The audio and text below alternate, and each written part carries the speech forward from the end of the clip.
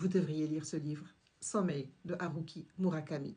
Imaginez vivre au Japon contemporain un univers de routine et de contraintes où tout semble prédéfini. C'est dans ce contexte qu'une femme traverse une expérience singulière, 17 nuits consécutives sans sommeil.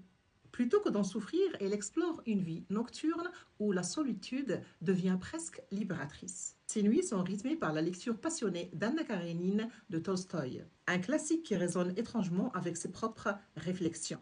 Ce livre, issu de la collection 10-18, est aussi une œuvre visuelle remarquable, enrichie par des illustrations qui captivent autant que le récit lui-même. Sommeil questionne subtilement notre rapport à la société, au temps et à la monotonie du quotidien.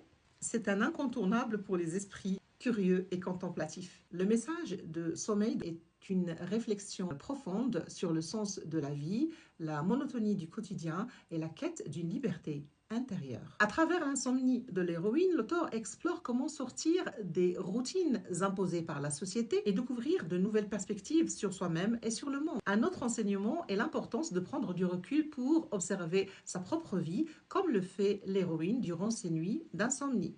La lecture d'Anna Karénine devient un symbole de cette introspection, un moment pour se reconnecter à ses pensées et à ses désirs. Enfin, à travers ses illustrations et son ambiance onirique, le livre nous invite à embrasser l'incertitude de trouver la beauté même dans les expériences les plus déroutantes. Oui, on pourrait tout à fait interpréter Sommeil comme une sorte de roman d'apprentissage. À travers l'insomnie de l'héroïne, elle semble vivre une transformation intérieure. Ce qui commence comme une expérience déroutante devient comme une opportunité d'apprendre sur elle-même et de redécouvrir les plaisirs de la lecture et de l'observation du monde. C'est un type d'apprentissage, mais d'une manière subtile et profondément personnelle. Merci et à bientôt.